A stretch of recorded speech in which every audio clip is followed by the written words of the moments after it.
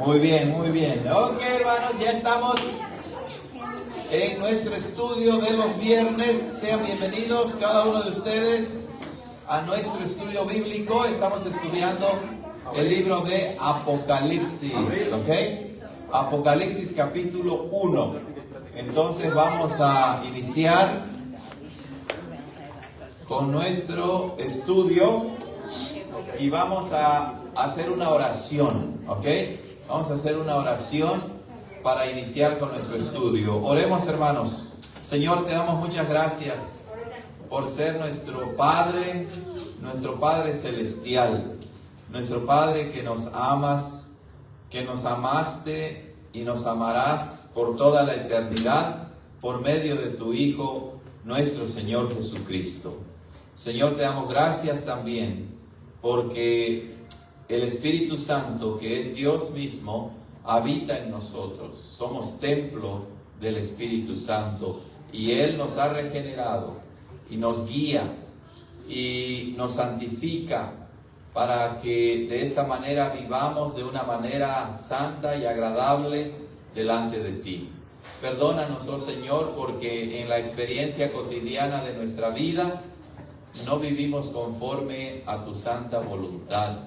Fallamos en muchos puntos, Señor, de la sana doctrina y que queremos pedirte perdón, queremos pedirte que nos limpies de toda iniquidad y pongas en nosotros un corazón limpio y un espíritu recto, renueves dentro de nosotros para que nuestro anhelo, nuestro deseo, nuestra meta sea buscar la paz y la santidad sin la cual nadie verá al Señor. Bendícenos con el estudio o los estudios que vamos a tener en esta noche, Señor. Gracias por tu amor inefable, gracias por tu salvación eterna y gracias por la comunión de los santos que podemos disfrutar entre nosotros. Bendice a tu iglesia en el mundo, en Cristo Jesús nuestro Señor. Amén. Muy bien, hermanos, entonces vamos a compartir los cantos. El primero que vamos a cantar, un momentito, déjenme compartirlo aquí. Y el primero va a ser, 266, Satúrame, Señor, con tu espíritu. Ahí lo tienen, 266. Vamos a cantar este himno hermoso, hermanos, que nos habla acerca del Espíritu del Señor. Gálatas 5:16 dice: andad en el Espíritu. Cantémoslo con intensidad. Pónganse de pie los que puedan y cantemos al Señor. Son 3 estrofas y al terminar la segunda vamos a pasarla a la tercera porque está en doble página. Ok, vamos a cantar.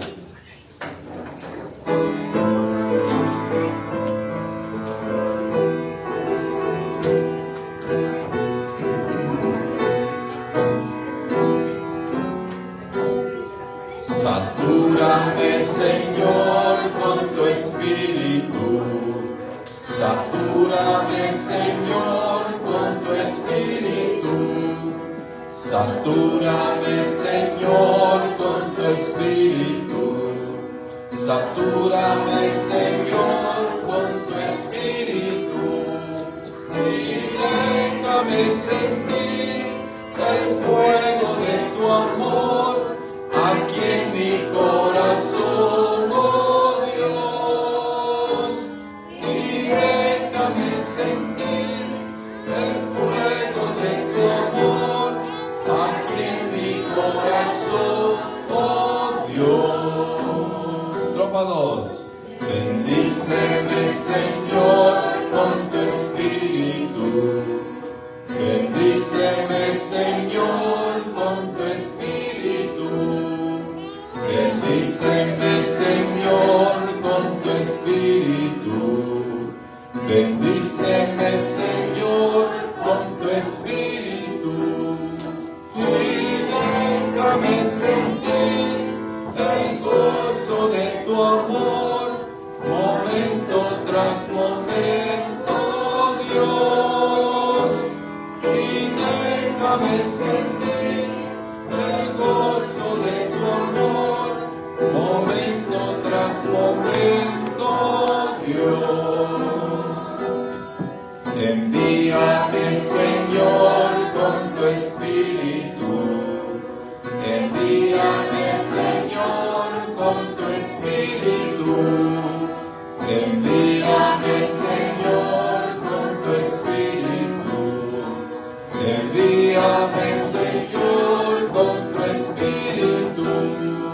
Y déjame sentir tu corazón de amor y al mundo proclamarlo, Dios.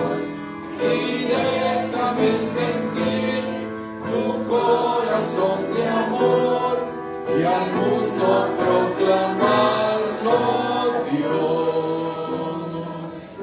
Amén, hermanos. Muy bien, vamos a continuar y vamos a cantar otro himno, hermanos. Déjenme compartirlo otra vez aquí.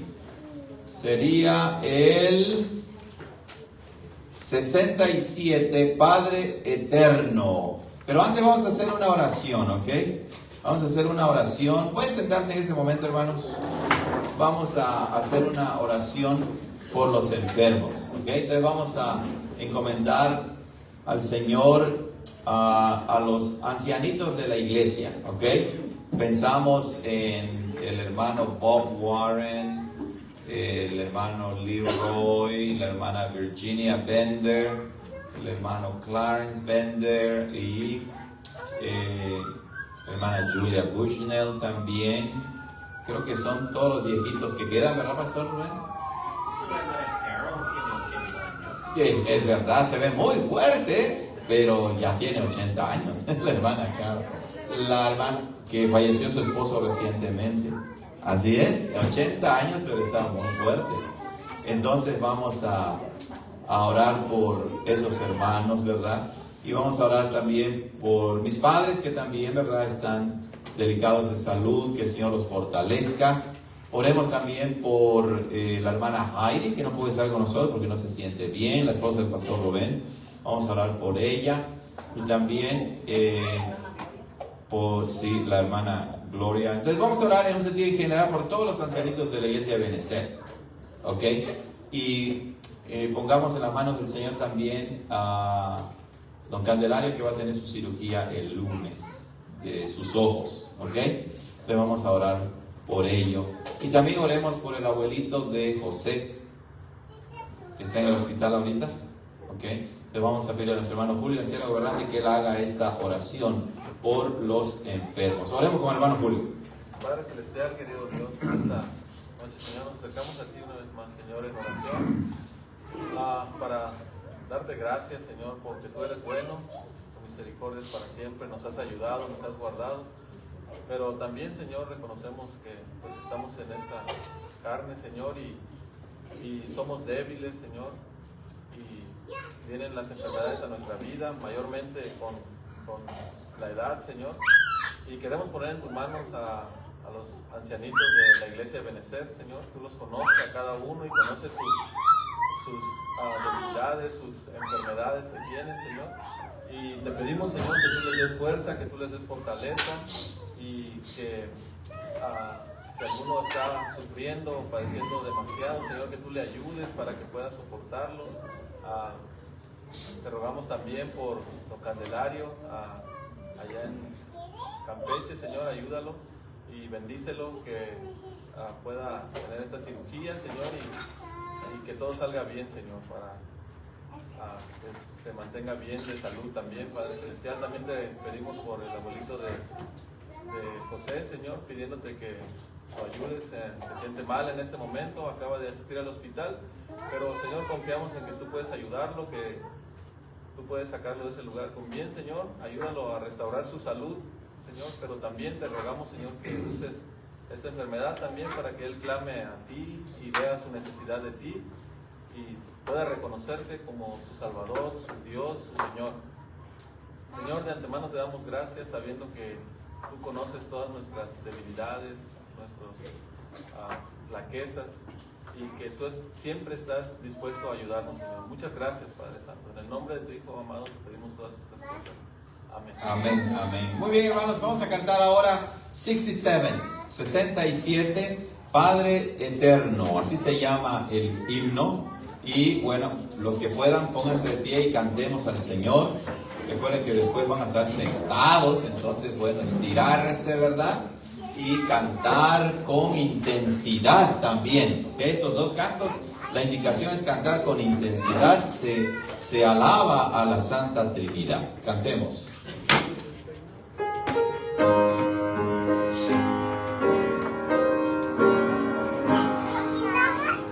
Padre eterno, me postro ante ti. Padre eterno, me postro ante ti. Yo te amo, te adoro, te rindo honor. Padre eterno, me postro ante ti. Estrofa 2. Jesucristo, te alabaré. Jesucristo, te alabaré. Yo te amo, te adoro, te rindo honor. Jesucristo, te alabaré. Número 3. Santo Espíritu Consolador, Santo Espíritu Consolador,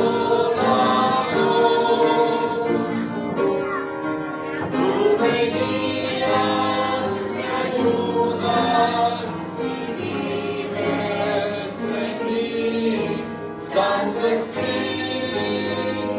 Consolador, tres personas en un solo Dios, tres personas en un solo Dios, maravillas sublimes te exaltaré. Tres personas en un solo Dios. Amén, hermanos, pueden sentarse. You may be seated. Y ahora sí, vamos a dividir las clases, hermanos. Los niños chiquitos van con Jay y los mayores van con el pastor Rubén en su clase de confirmación. Pasen por favor a sus clases. Los adultos nos quedamos aquí. Hay café también, si desean un café, para que no se duerman en la clase, ¿verdad? Esperamos que no. Ok, estamos en el libro de Apocalipsis. Apocalipsis, vamos a compartir aquí el pasaje bíblico y vamos avanzando, lento pero avanzando.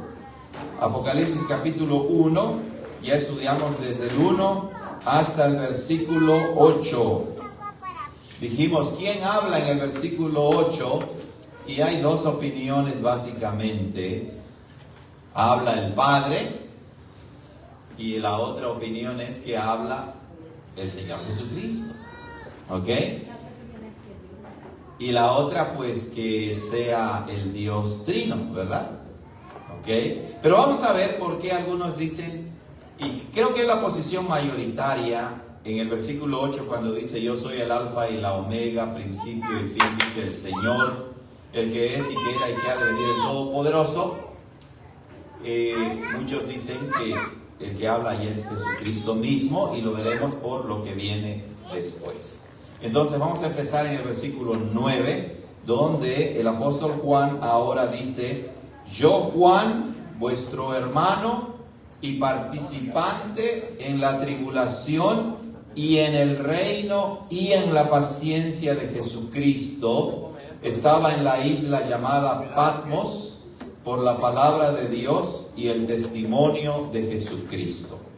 Este versículo tiene muchísima información, pero hay una información histórica relativa a la situación que vivían las iglesias en el primer siglo.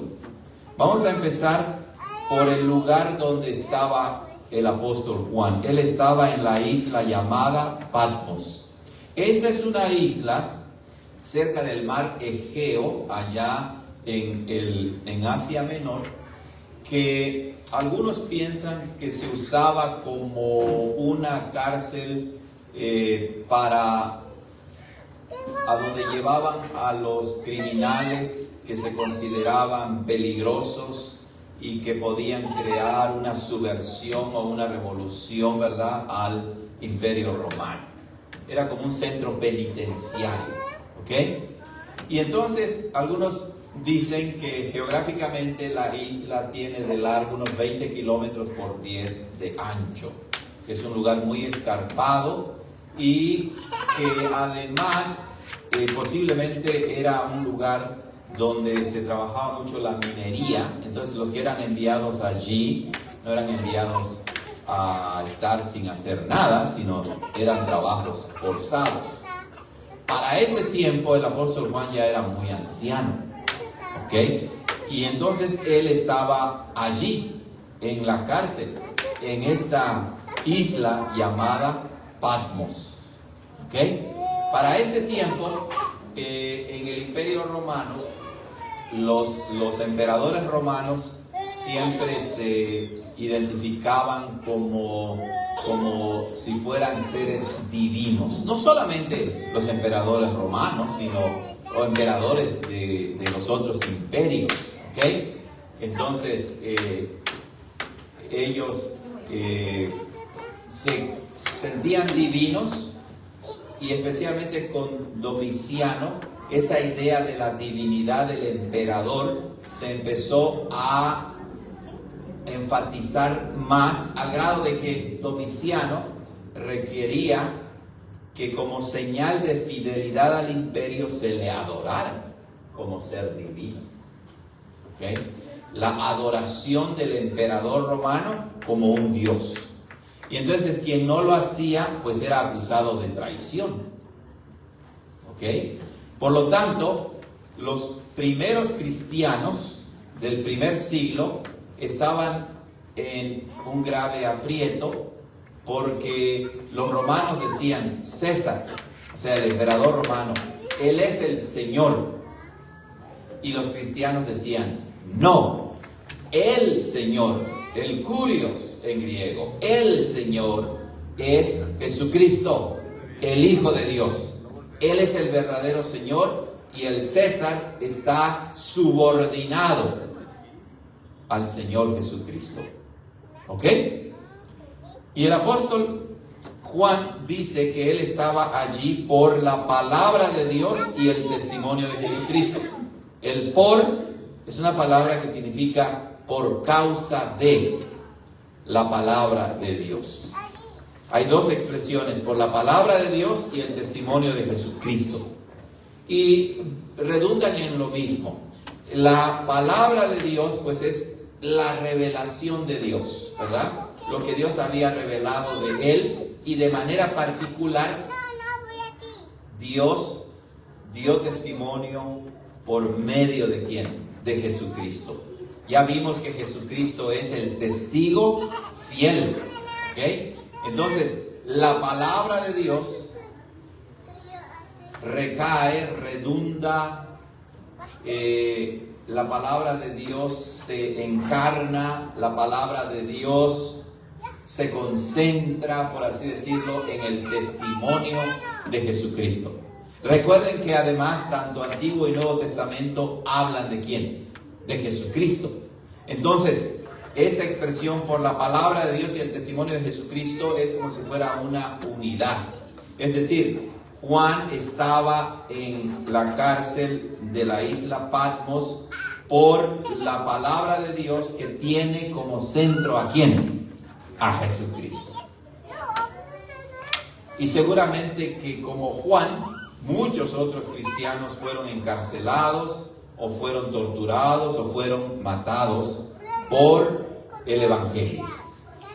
¿Ok? Entonces, Juan el apóstol a esta fecha ya era anciano.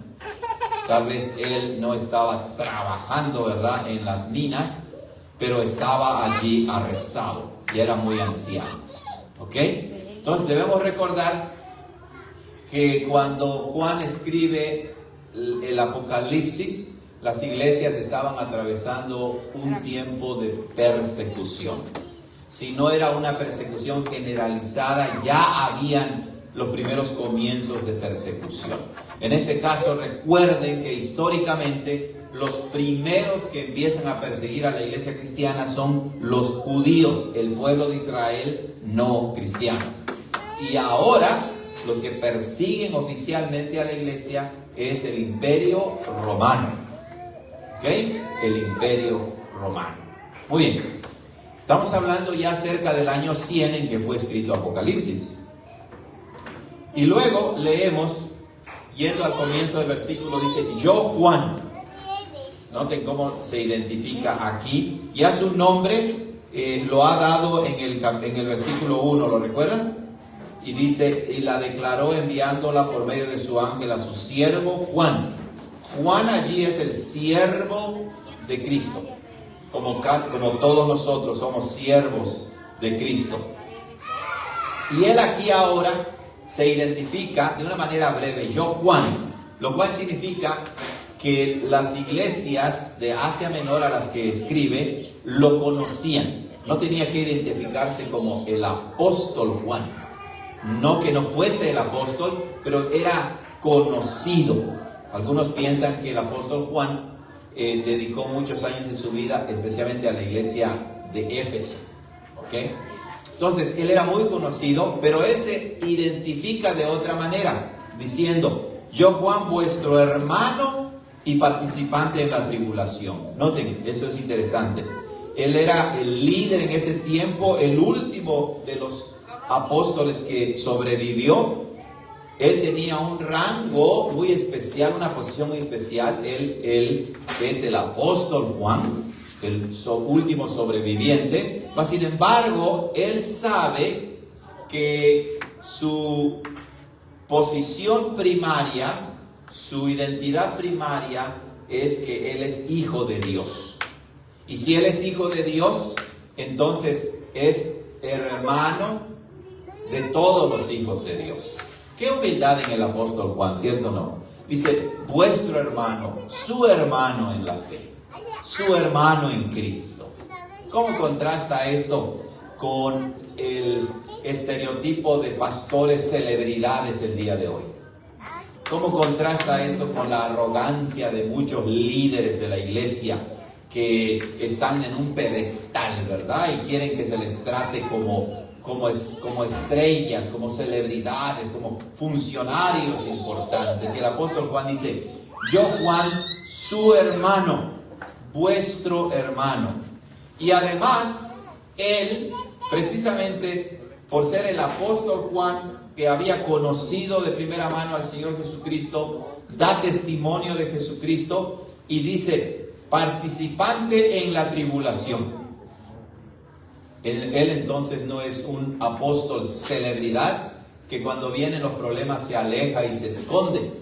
No, él es su hermano porque somos hijos del mismo Padre, pero también es hermano y participante, un hermano que participa junto con los demás hermanos en la tribulación, en el sufrimiento. ¿Ok? Entonces la iglesia en general pasaba por sufrimiento y el apóstol Juan no fue la excepción. Él está arrestado en la isla de Patmos y él dice: soy participante con ustedes, coparticipante en la tribulación, en el sufrimiento. Y es que eso es lo que dice el apóstol Pablo también: todos aquellos que quieren vivir piadosamente padecerán ¿qué? Persecución. Y la persecución es diversa. La persecución no es solamente una persecución física en que te quieren encarcelar, te quieren golpear, te quieren matar, pero la persecución también es hostilidad, ¿verdad? Es contradecir la fe cristiana, odiar a la fe cristiana. De modo que aunque no suframos una persecución física, todo verdadero creyente, si quiere vivir piadosamente conforme a la palabra de Dios, va a padecer persecución, tribulación, sufrimiento. Cuando alguien se jacta de ser cristiano y decir, mira, no tenemos ningún problema, nadie me molesta, hay que tener cuidado. No es que seamos masoquistas o nos guste el sufrimiento, no, porque Dios también da tiempos de refrigerio, tiempos de paz y de tranquilidad. Lo leemos en el libro de Hechos, ¿verdad? Hubo un tiempo en el libro de Hechos en que las iglesias gozaban, como dice, del favor del pueblo, disfrutaban de paz, pero tarde o temprano, por fidelidad al evangelio, llegará ¿qué? La tribulación, el sufrimiento. Ahora, si Dios nos da paz, disfrutemos de ella, gocemos de ella, pero vivamos con fidelidad el evangelio. Pero si viene la persecución, no nos debe caer como algo extraño. El apóstol Pablo también dice que los que quieran entrar al reino de Dios lo harán por medio de los sufrimientos, de las aflicciones. Y bueno, ¿eso es algo que atañe solamente a los creyentes? No. Juan aprendió ¿de quién? De nuestro Señor Jesucristo. Él, que no tenía ninguna razón para ser perseguido, desde su mismo nacimiento fue perseguido. Tuvo que huir a Egipto, regresó, vivió en Nazaret, sus hermanos mismos no creían en él. Sus enemigos lo perseguían por doquier hasta que finalmente fue crucificado. Entonces, Cristo, como dice el profeta Isaías, es el siervo sufriente. Juan ya se identificó como siervo. Entonces, por participar, por estar unidos a Cristo, la iglesia también llega a ser la iglesia sierva sufriente. Nuevamente, si Dios nos da tiempos de paz, gloria a Dios. Disfrutémoslo, prediquemos el evangelio, vivamos el evangelio. Y si hay persecución, que no nos cause extrañeza. Es lo que se espera de un mundo que vive en contra de la voluntad de Dios. Yo, Juan, vuestro hermano y participante en la tribulación y en el reino. Entonces, los que quieran entrar al reino de Dios entrarán a través de muchos sufrimientos. Entonces, en el reino de Dios, recuerden, es más amplio que la iglesia, aunque la iglesia ocupa un lugar especial. Entonces, quien pertenece al reino de Dios disfrutará de bendiciones, pero también puede sufrir por causa de los que odian el evangelio.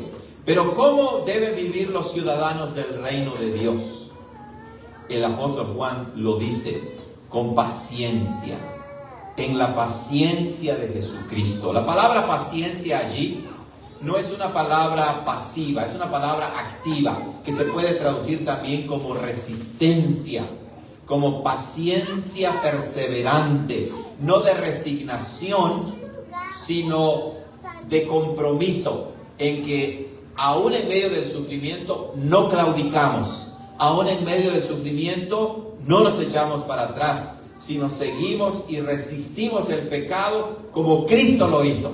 Cristo sufrió, pero la Biblia nos dice en algunas ocasiones que fijó su rostro para ir a Jerusalén. ¿Recuerdan esas expresiones? Decidió ir a Jerusalén. Aún en medio del odio de sus enemigos, Él se mantenía firme.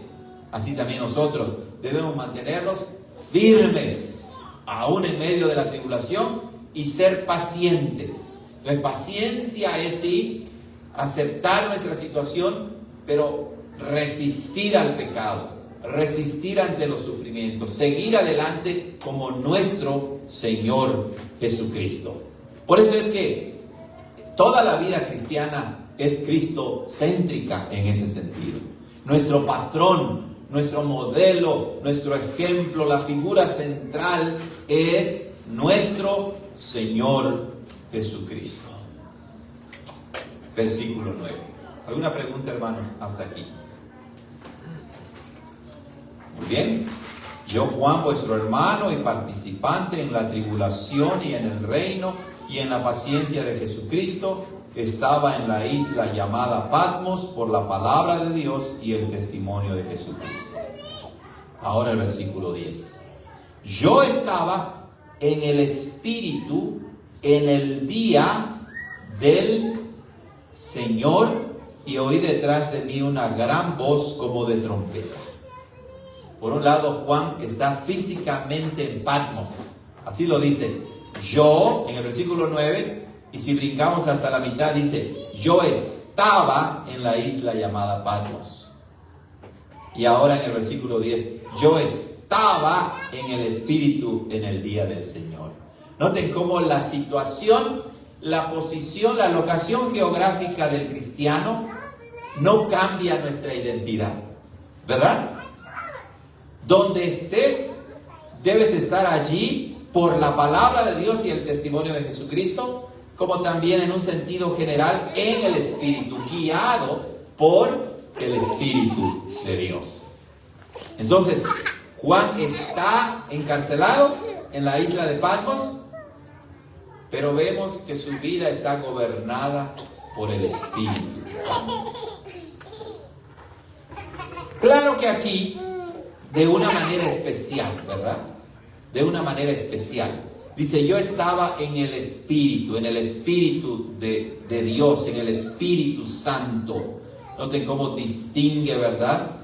Otra vez las tres personas del ser divino. Nótenlo. Está hablando de Jesucristo. Habló de la palabra de Dios, el testimonio de Jesucristo, y ahora habla de ¿quién? Del Espíritu, Padre, Hijo y Espíritu Santo. Yo estaba en el Espíritu en el día del Señor. Estaba en este momento gobernado. Siempre estamos gobernados, pero aquí el Espíritu lo está preparando ¿para qué? Para la visión, la revelación, para el apocalipsis, para la revelación, para el mensaje que le va a dar. ¿Ok? Entonces, esta expresión indica cómo gobernaba el Espíritu la vida del apóstol Juan, pero particularmente que lo que vamos a leer en Apocalipsis no es un mensaje originado en Juan mismo, sino viene de Dios, el Espíritu Santo. ¿Ok? Yo estaba en el Espíritu. ¿Cuándo? En el día del Señor. Y como estudiamos el miércoles y hemos estudiado en otras ocasiones, la expresión en el día del Señor se refiere al primer día de la semana, que es el domingo, el día en que Jesucristo resucitó de entre los muertos. Noten, Cristo muere aproximadamente en el año 33, año 100, casi 70 años después. Ya había pasado una generación de cristianos, básicamente. 70 años, el Salmo, ¿cómo dice el Salmo? Nuestra vida son 70 y si en los años más robustos, 80 años. Ya había pasado toda una generación cristiana y leemos que en Apocalipsis, año 100 después de Cristo, el día en que los cristianos se reúnen es el día del Señor, que es el primer día de la semana, el domingo. Recuerden lo que estudiamos el miércoles. Sí, hermano. Para el día del Señor.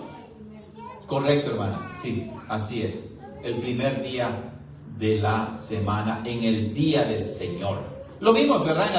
En algunos pasajes de la escritura del Nuevo Testamento. ¿Lo recuerdan? El primer día de la semana, el día del Señor. Estoy tratando de recordar cuando Jesús se aparece a sus discípulos en San Juan. En Primera de Corintios, cuando el apóstol Pablo dice que aparten, ¿verdad?, esa ofrendas en el primer día de la semana. Es el día del Señor. Noten otra vez la centralidad del Señor Jesucristo. Es el día del Señor Jesucristo. El día en que Él resucitó, en que Él triunfó sobre la muerte. Por eso es que cada domingo, de una manera especial, todos los días, pero cada domingo, celebramos la gloriosa resurrección de Jesucristo. ¿Ok? Como también su nacimiento. ¿Ok?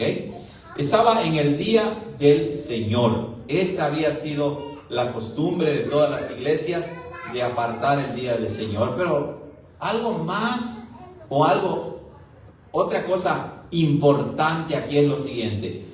Juan está aprisionado en la isla llamada Patmos. Pero aún en medio de su sufrimiento, aún en medio de la tribulación, el apóstol Juan está guardando ¿qué? El día del Señor. ¿No es impresionante eso? Aún aprisionado, él está guardando el día del Señor. Juan sabía que no había en ese sentido otro día más importante que guardar el día del Señor. Y eso es bien interesante porque el libro de Apocalipsis empieza antes de las visiones. En esa introducción a las visiones que va a tener Juan, nos dice: la iglesia que sufre, la iglesia que es perseguida, una de esas razones es porque guarda ¿qué? El día del Señor. Pero desde otro ángulo podemos decir, la iglesia que persevera en medio de la tribulación, que obtendrá la victoria, es la iglesia que guarda el día del Señor. Esta iglesia es la iglesia que no sustituye el día del Señor. Esta iglesia es la que dice: yo y mi casa iremos a la iglesia a adorar al Señor. Yo y mi casa serviremos al Señor. O como dice el Salmo: yo me alegré con los que me decían: a la casa de Jehová iremos. Y vemos que el apóstol Juan, aún en medio del sufrimiento, guarda el día del Señor. ¿Qué fortalecía a Juan, entre otras cosas? Pues que estaba guardando el día del Señor. Es un día de bendición, un día de fortaleza, un día de refrigerio en que la iglesia recarga sus baterías, por así decirlo. Ay, es que me siento desanimado, no quiero ir a la iglesia, especialmente el domingo. Pues sabes, ve a la iglesia porque es ahí donde el Señor derrama su bendición de una manera especial. Él la derrama en todo momento. El Señor sabe cuando no podemos ir a la iglesia, ¿verdad? Él lo sabe. Pero cuando es por desidia, es por flojera, ¿cómo quieres que Dios bendiga a tu iglesia? Digo, tu familia. Ay, tengo muchos problemas de mi familia. Ay, ¿para qué voy a la iglesia? Ve a la iglesia. Ahí el Señor derrama, ¿cómo dice el salmista? Ahí el Señor derrama su bendición y vida eterna. ¿No así lo dice? ¿Cuál salmo es ese, hermanos? ¿Salmo qué? Salmo 122, ¿es ese? No. A ver, déjenme ver dónde está. Salmo 100. Dice: yo me alegré con los que me decían: a la casa de Jehová iremos. Y luego, a ver dónde está. Estoy buscando esa expresión donde dice: ahí derrama el Señor bendición y vida eterna.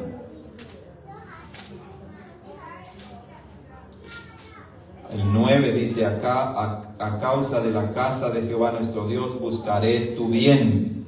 No encuentro ahorita esa expresión, se me fue de la mente, no recuerdo exactamente el salmo. Muy bien, entonces, hermanos, Salmo 133. Sí, ¿verdad? Sí, es verdad. Dice: mirad cuán bueno y cuán delicioso es habitar los hermanos juntos en unidad. ¿Ok? Es como el buen óleo sobre la cabeza que desciende sobre la barba de Aarón que desciende hasta el borde de sus vestiduras, como el rocío de Hermón que desciende sobre los montes de Sión, porque allí envía Jehová bendición y vida eterna. ¿Ok?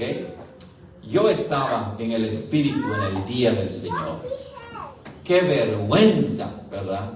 Cuando la iglesia moderna de hoy, porque es la final del mundial, la final del Super Bowl, cambia el día del Señor. ¡Qué vergüenza! Imagínense, hermanos. Nuestra prioridad no es una final de algún deporte. Nuestra prioridad es Cristo mismo. Es el día del Señor. No es tu día. No es día de playa. No es día de tu familia. Es el día del Señor. Por eso es que hay iglesias, ¿verdad? Iglesias reformadas que tienen un servicio en la mañana y tienen otro en la tarde. Es el día completo. No es el mediodía. En la mañana estoy en la iglesia y en la tarde me dedico a hacer lo que yo quiera. ¿Eso es guardar el día del Señor? No. ¿Cómo fallamos, cierto? No quiere decir que no podamos pasar tiempo con la familia, pero no es el día de tu familia. Es el día del Señor en que como familia cristiana nos congregamos para adorar al Señor. Interesante. Bueno, nosotros podemos hacerlo, ¿verdad? Podemos empezar a reunirnos también en la tarde, tal vez si no todos los domingos, pero podemos hacerlo. Recuerden, es el día del Señor. Bueno, pero la iglesia también en el día del Señor puede hacer muchas cosas más. Si no tenemos un servicio en la tarde, puedes invitar a alguien a tu casa. Es tiempo también de poder visitar a los ancianitos de la iglesia. Si hay algún enfermo, si sabes de alguna familia necesitada, puedes hacer una comida, llevar, lo que sea. Usarlo para obras de misericordia, de generosidad. ¿Ok? Y estaba, dice, en el día del Señor, aún en medio de la tribulación. Así es. Nuevamente, eso es importante, hermanos. Queremos que el Señor nos bendiga. Guardemos el día del Señor. Peor aún es cuando hay gente que se llama cristiana, ni siquiera son miembros de ninguna iglesia y nunca van a la iglesia, pero dicen, soy cristiano. Juan no pensaba así, hermanos. Los primeros cristianos sufrían precisamente por guardar el día del Señor. Podríamos decir, ¿verdad?, entre otras cosas, que la marca o una de las marcas de un verdadero creyente es que guarde el día del Señor. Se podría decir, ¿cuánto valoras el día del Señor? ¿Ok? Bueno, y oí detrás de mí una gran voz como de trompeta. Dijimos que no podemos entender Apocalipsis sin el Antiguo Testamento. Aquí Juan va a recibir palabra de Dios, revelación de Dios. ¿Dónde leemos de trompetas en el Antiguo Testamento? Hermana, lee. ¿Dónde? Fue cuando se entraba a la ciudad, ¿no? O sea, las trompetas eran comunes en el mundo antiguo. Pero recuerden, en el libro de Éxodo 19, cuando Dios llama a Moisés al monte Sinaí para entregarle su ley, dice que había un sonido de trompeta impresionante. Vamos a leerlo, vamos a encontrarlo aquí mismo, para que lo leamos. Éxodo 19, previo a la entrega de la ley en el monte Sinaí. Noten cómo dice allá. Ahí está en el versículo 15, 19:15 dice: y aconteció al tercer día, cuando llegó la mañana, que hubo truenos y relámpagos y una espesa nube sobre el monte y un sonido ¿de qué? De bocina muy fuerte, y se estremeció todo el pueblo que estaba en el campamento. ¿Lo vieron? ¿Qué versículo pasó? Éxodo 19, 16, ¿no? Ahí está. Entonces vemos la trompeta, el sonido de trompeta. Entonces cuando vamos a Apocalipsis y Juan dice: y oí detrás de mí una, ¿cómo dice? A ver, lo encuentro. Una gran voz de trompeta. Y oí, yo estaba en el Espíritu en el día del Señor, y oí detrás de mí una gran voz como de trompeta. Es una forma veterotestamentaria, es decir, del Antiguo Testamento, que nos indica que en este momento va a recibir palabra ¿de quién? De Dios. ¿Quién se manifestó en el monte Sinaí? Dios.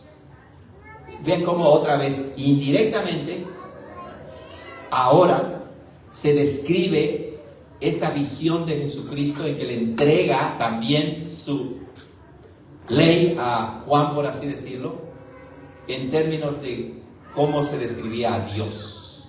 Jesucristo es Dios, ¿verdad? Él no es cualquier persona. Él es el verdadero Dios y verdadero hombre.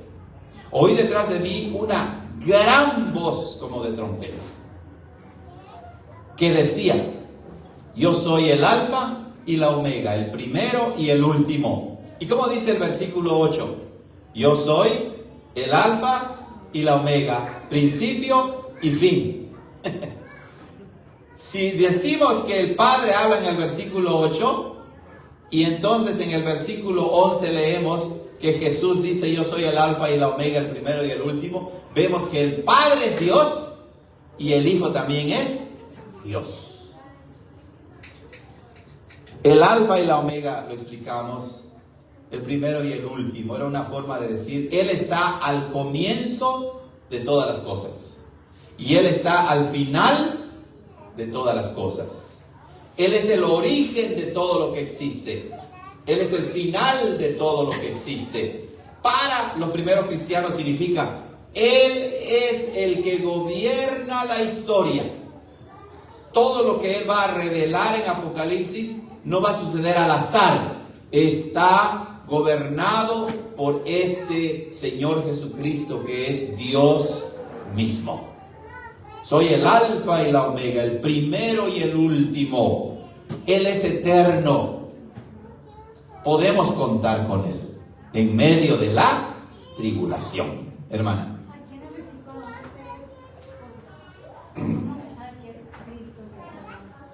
Lo dice, bueno, ahí te vamos a avanzar más, ¿verdad? Vamos a avanzar más porque ahí lo describe luego. Cuando Juan lo empieza a describir, es el Señor Jesucristo. Pero ya en el versículo 10 está la clave cuando dice en el día del Señor. ¿Ok? En el día del Señor. Además de que en el versículo 1 dice la revelación de ¿quién? De Jesucristo. ¿Ok? Entonces, este que se está presentando a Juan es el que va a hablar, que decía. ¿Ya ves? Entonces, él es el que está revelando ese mensaje a Juan. Pero eso se aclara cuando avanza. Dice: yo soy el alfa y la omega, el primero y el último. Y ahora encomienda a Juan que escriba la visión. Escribe en un libro lo que ves y envíalo a las 7 iglesias que están en Asia. ¿Ok? Le dice: escribe en un libro lo que ves. Impresionante esto, ¿verdad? Es una visión, hermanos. Es una visión que Juan tiene, algo intenso que sucedía en él. Y le dice: bueno, ¿quién más tuvo una visión así? Daniel. De hecho, ¿verdad? Muchos comentaristas dicen que Apocalipsis 1 se parece mucho a Daniel capítulo 2, Daniel 10, Daniel 7, como lo vamos a ver en un momento más. ¿Ok? Pero ¿quién más tuvo así un éxtasis? Ezequiel. ¿Y en el Nuevo Testamento? Pablo, el apóstol. Pedro también, ¿lo recuerdan? Dice: escribe en un libro lo que ves y envíalos a las 7 iglesias que están en Asia. Bueno, las 7 iglesias, como comentamos anteriormente, número 7 es un número que indica algo completo, algo perfecto. Entonces, cuando dice envíalo a las 7 iglesias que están en Asia, en primer lugar se aplican a esas iglesias, ahí lo menciona: Éfeso, Esmirna, Pérgamo, Tiatira, Sardis, Filadelfia y la Odisea. Se aplica en primer lugar a ellas. Pero como el 7 denota esa idea de completo, de perfección, de totalidad, quiere decir que el mensaje que Dios le manda a Juan que escriba y lo envíe tiene que ver con la iglesia de Cristo en su totalidad. La iglesia de ese tiempo y la iglesia que existe el día de hoy y existirá hasta la segunda venida de Cristo. Ya que todas las cosas que se dicen de cada una de las iglesias caracterizan también a todas las iglesias en la historia de la iglesia. Escribe en un libro lo que ves y envíalo a las 7 iglesias que están en Asia. Ahí están las 7 iglesias: Éfeso, Esmirna, Pérgamo, Tiatira, Sardis, Filadelfia y Laodicea. Y el apóstol Juan ahora dice: y me volví para ver la voz que hablaba conmigo, y vuelto vi 7 candelabros de oro. Otra vez, Antiguo Testamento, hermanos. Me volví para ver la voz que hablaba conmigo. Es una forma de decir, me volví para ver a la persona, ¿verdad? Juan no estaba viendo solo una voz, por así decirlo, sino la persona. Y oigo una voz, me volteo y veo a una persona. Entonces dice, me volví, me di la vuelta para ver la voz del que hablaba conmigo, y vuelto, antes de ver a esa persona, ve 7 candelabros de oro. ¿De dónde leemos acerca de candelabros? En el tabernáculo, ¿verdad? Donde Dios mandó a construir un candelabro. Y ese candelabro tenía 7 brazos, donde se ponían velas que alumbraban. ¿Ok? Alumbraban. Y los candelabros alumbran. Es bien interesante porque el Señor Jesucristo, más adelante en el versículo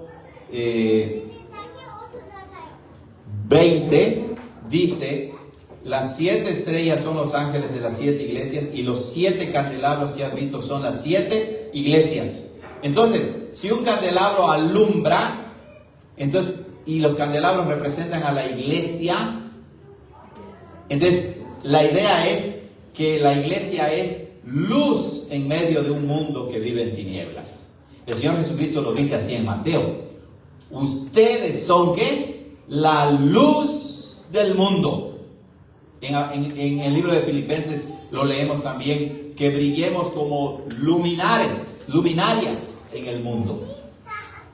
La iglesia debe ser la luz.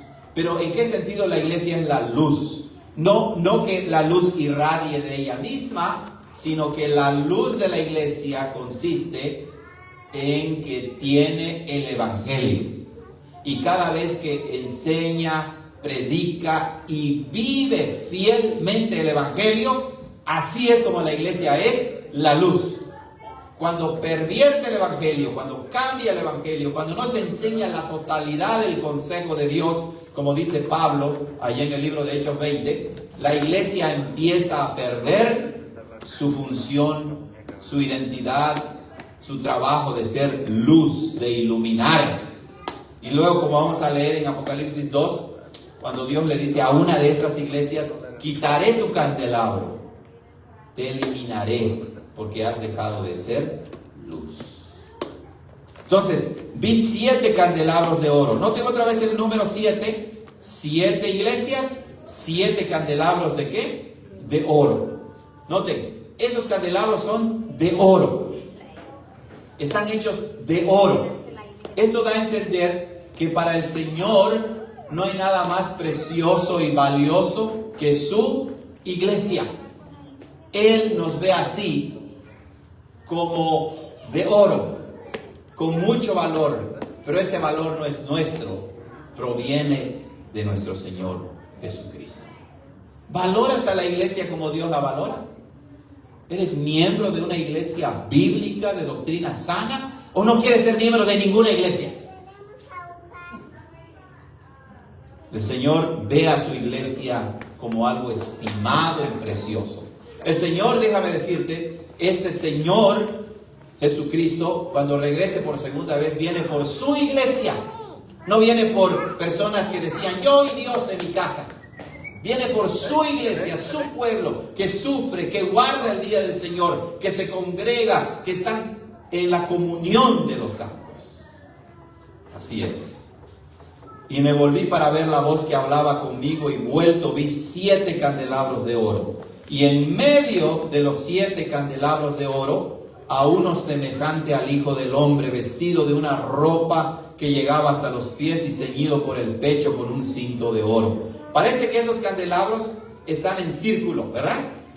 Recuerden, es una visión, no hay que tomar todo literalmente, pero parece que están en círculos porque en medio Juan vio a uno semejante al Hijo del Hombre. ¿Dónde leemos sobre el Hijo del Hombre? Daniel, ¿verdad? Especial. ¿La Biblia quiero dar referencia ahí? Daniel, ¿qué dice? A ver, vamos a ver, ¿a dónde está aquí? Daniel. A ver, ¿Daniel qué, hermana?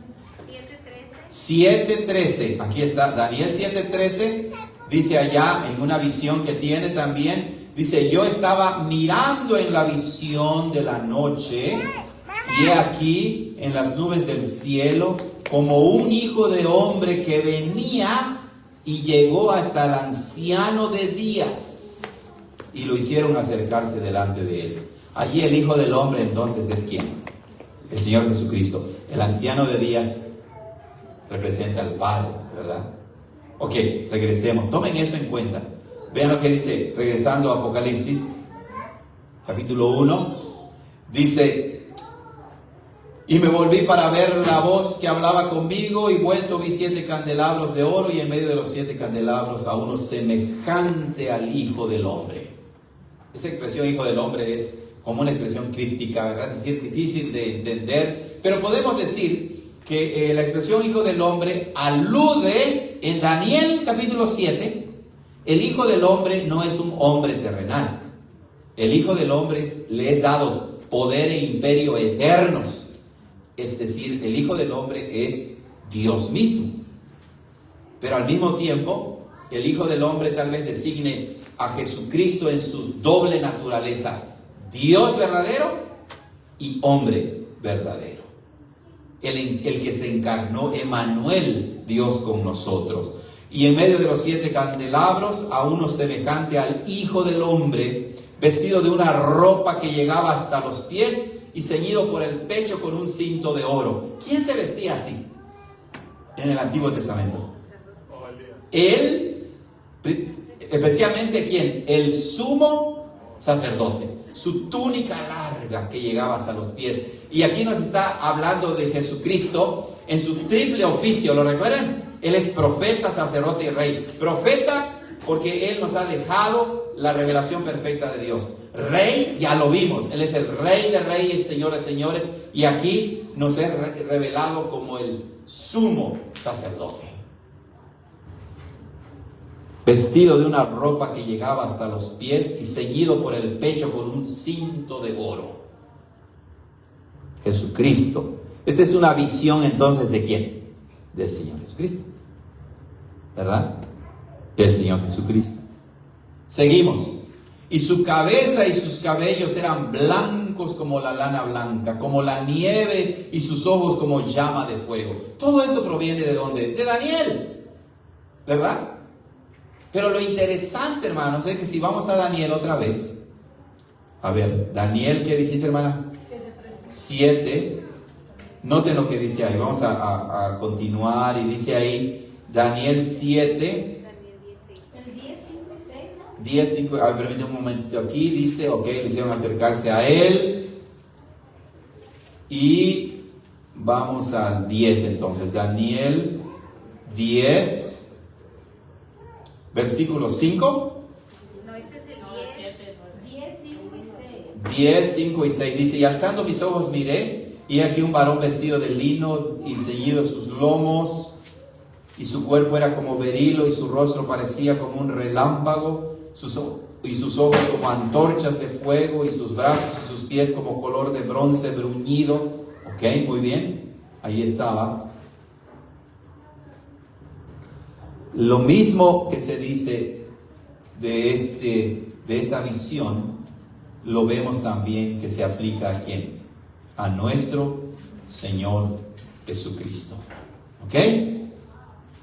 Vamos a Apocalipsis otra vez. Bueno, dice, su cabeza y sus cabellos. La otra vez la hermana Arlene preguntó si se refería a dos personas en el versículo 6, cuando dice, y nos ha hecho reyes y sacerdotes para Dios y su Padre. Lo que pasa es que esa Biblia es una Biblia muy buena en el sentido que es una traducción bastante fiel y no se cuida tanto del estilo y de la belleza gramatical, por así decirlo, sino trata de traducirlo de manera más literal. Entonces, cuando dice su cabeza y sus cabellos, y Dios y su Padre, la idea en el griego no es que son dos personas, sino que es una persona que es su Dios y Padre. Igual aquí, y su cabello y su cabeza y sus cabellos. Lo que está diciendo es, y los cabellos de su cabeza. ¿Ok? Esa es la idea. Los cabellos de su cabeza eran blancos como la lana blanca. Claro, aquí habla de Jesucristo como alguien anciano, como el anciano de días, por así decirlo. Las canas representan sabiduría, ¿verdad? La lana blanca significa pureza. Jesucristo es el sabio, ¿verdad? Él es el puro, el santo, blanco como la nieve y sus ojos como llama de fuego. Se describe así a Dios en el Antiguo Testamento como llamas de fuego, y aquí se aplica ¿a quién? A Jesucristo. Jesús es Dios. Llama de fuego, su mirada penetra, pero también destruye, por así decirlo. En Él tiene que confiar la iglesia, estas 7 iglesias que representan a toda la iglesia del primer siglo que sufre. Y sus pies eran semejantes al bronce bruñido, ardientes como en un horno. Como que sus pies, ¿verdad? De bronce bruñen, ardientes, porque están como encendidos. ¿Ok? Y su voz como el ruido de muchas aguas. ¿Han estado ustedes cerca de un río? Nunca he ido a las cataratas del Niágara, ¿verdad? Allá en Canadá. Los que han estado dicen que es impresionante el sonido. Bueno, no necesita estar allá, puede estar en otros ríos muy caudalosos, en algunas cascadas, y el ruido es impresionante. ¿Ok? Entonces, el ruido de muchas aguas. Cuando Él habla, ¿verdad? Su voz truena, por así decirlo, como los truenos en el monte Sinaí, ¿lo recuerdan? La voz poderosa de Jesucristo, su voz como el ruido de muchas aguas. No hay otra voz, no hay otro mensaje, no hay otra palabra como la palabra de Jesucristo. Y tenía en su diestra, ¿qué? 7 estrellas, y de su boca salía una espada aguda de 2 filos. 7 estrellas. Y en el versículo 20 dice que las estrellas son los 7 ángeles de las 7 iglesias. Bueno, dice ahí, tenía en su diestra 7 estrellas. ¿Ok? Y entonces, si las estrellas representan a los ángeles, que algunos piensan que se refiere a los pastores de cada iglesia, quiere decir que Él es el que tiene el dominio. Él tiene a la iglesia, ¿dónde? En sus manos. Él tiene el control de su iglesia en medio de la tribulación. Y tenía en su diestra 7 estrellas, y de su boca salía una espada aguda de 2 filos. ¿A qué se refiere eso? A la palabra de Dios. Lo interesante aquí es que Jesucristo mismo es la palabra de Dios. ¿No así lo dice Juan 1:1? En el principio era el verbo, en el griego es logos, palabra. En el principio era la palabra. Y el verbo, dice, en el principio era el verbo, y el verbo era con Dios, estaba junto a Dios, y el verbo era Dios. La palabra es Dios, Jesucristo es Dios. Y al mismo tiempo, el que es la palabra, da la palabra. ¿Ok? Dice, de su boca salió una espada aguda de 2 filos. ¿Dónde más leemos espada aguda de 2 filos? ¿Recuerdan? Hebreos 4, porque la palabra de Dios es viva y eficaz y más cortante que toda espada de 2 filos, que penetra hasta el alma y discierne las intenciones y los pensamientos del corazón. La palabra, la espada de la palabra, también dice el apóstol Pablo en Efesios, ¿no? El escudo, vamos a leerlo. Efesios, ¿qué? Efesios capítulo 6, hermano. A ver, allá dice una descripción de la armadura del cristiano.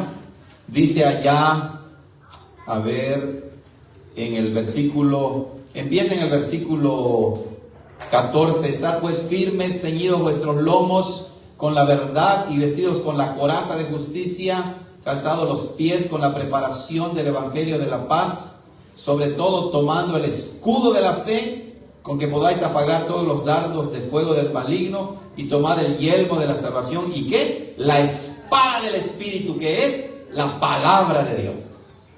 Impresionante. La palabra de Dios. Vamos a Apocalipsis 1 otra vez. Muy bien.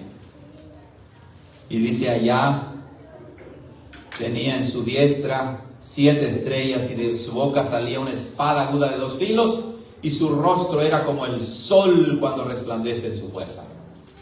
Era como el sol, su rostro. No quiere decir solo su rostro, sino toda su persona. Es una forma de decirlo, ¿verdad? ¿Ustedes pueden ver al sol directamente? ¿Lo han intentado? Se han intentado, pero no se puede. No se puede. No se puede. Es increíble eso, ¿verdad? Y dice, su rostro era como el sol cuando resplandece en su fuerza. Intenta ver al sol cuando está en toda su fuerza. ¿Qué le pasó a Pablo? Porque Jesús se le reveló y dice que el resplandor de la luz era más fuerte que la luz del sol. Y entonces Pablo quedó, ¿qué? Ciego por la visión. ¿Cómo la gente habla, verdad? Yo quiero ver a Jesús. Yo vi a Jesús. Nadie puede ver a Dios, hermanos. Nadie lo puede ver. Por eso dice en el versículo 17, y cuando yo lo vi caí como ¿qué? Como muerto a sus pies. ¿Quieres de verdad que Dios se te revele? Y ni quiere, pastor, porque está muriendo uno para no morirse. ¿Verdad? Que no quiere. La gente que habla así, ay, yo vi a Dios. Hay que tener cuidado, hermanos, con eso. Jesucristo es Dios mismo. Es Dios mismo. ¿Recuerdan cuando Moisés estaba en el monte Sinaí y le dijo a Dios, déjame ver tu rostro? Dice que Dios lo puso en una piedra grande que había, que tenía una abertura, ahí lo metió. Dice, no puedes ver mi rostro porque no me verá hombre y vivirá. ¿Recuerdan Isaías capítulo 6 cuando tuvo esta visión en el templo? Dice, y él estaba como muerto. ¿Recuerdan los padres de Sansón? Manoa, el padre de Sansón. ¿Se dice el nombre de la mamá de ella? No. Ni me acuerdo. Pero dice, hemos visto a Dios, vamos a morir. Y entonces su mujer le dice, no, si Dios nos quisiera matar, ya nos hubiera matado. Es puro por la gracia de Dios que no somos destruidos. Entonces decir, quiero ver a Jesús, hay que tener cuidado con eso, ¿verdad? Pero sí se puede decir en un sentido que lo vemos, lo conocemos. Claro, lo vemos, lo conocemos. Por eso Él se encarna. Pero aquí es diferente. Aquí Él se está manifestando como el Dios vivo y verdadero. El que reina y vive por los siglos de los siglos. Aunque ya me estoy adelantando de lo que vamos a ver la siguiente semana. Y cuando yo lo vi, caí como muerto a sus pies. Y Él puso su diestra sobre mí. Él es el sumo sacerdote que pone su diestra, su mano de poder, y le dice, no temas, Juan. Lo mismo le dijo a Isaías, no temas. Él habla con consuelo, ¿verdad? Fue la visión que tuvieron en la transfiguración. ¿Se acuerdan en Mateo 17? Jacobo, Pedro y Juan. Cuando se transfiguró Jesús, dice que sus ropas eran blancas como nadie las ha emblanquecido. Y ellos también estaban llenos de temor. Nadie puede estar ante la presencia santísima de Dios, porque somos pecadores. ¿Ok? Y ahí vamos a parar, hermanos, porque ya se acabó el tiempo. Lean ustedes Apocalipsis 1, porque lo vamos a terminar con la ayuda de Dios la siguiente semana. ¿Ok? Vamos a terminar con una palabra de oración, a menos que haya alguna pregunta, hermanos. ¿Alguna pregunta o comentarios? Sí, hermana, adelante. Cuando vemos la expresión del día del Señor, en el Nuevo Testamento se habla también al día del juicio, hermano. Sí, algunos piensan que hace una alusión también al último día. Pero obviamente que aquí la expresión es más concreta. Está diciendo que él estaba en el día del Señor, en ese tiempo cuando Dios le revela a Juan su palabra. Es interesante eso acaba de decir, porque es en el día del Señor que Dios revela su palabra a Juan, esas visiones. Es en el día del Señor cuando escuchamos que la palabra oficialmente predicada, Dios hablándonos a través del pastor cuando predica con fidelidad la palabra. ¿Quieres recibir la palabra? La puedes leer en tu casa, sí, pero el día designado para recibir la palabra de Dios es el domingo, el día del Señor. ¿Cuántas aplicaciones, cierto o no, tiene esta expresión impresionante? Muy bien, hermanos, entonces vamos a terminar con una palabra de oración. Oremos. Padre, gracias por tu palabra poderosísima que nos confronta con nuestro pecado, con nuestra insignificancia, con nuestra pequeñez. Perdónanos, Señor, cuando no te honramos, cuando te desobedecemos a sabiendas, como se dice, cuando no nos sometemos a tu santa voluntad. Ayúdanos a amar a tu iglesia, Señor. Ayúdanos a ser miembros de una iglesia sana, bíblica, que honre al Padre, Hijo y Espíritu Santo, que predique con fidelidad tu palabra, porque ahí está la bendición y vida eterna de nuestro Señor. Bendice a cada uno de mis hermanos y permítenos que el domingo podamos venir y congregarnos en el día del Señor. En su nombre oramos. Amén. Hermanos, gracias por acompañarnos. Que el Señor les bendiga, el Señor les guarde. Y los que puedan, nos vemos el domingo. Bendiciones a todos, hermanos. Hasta luego.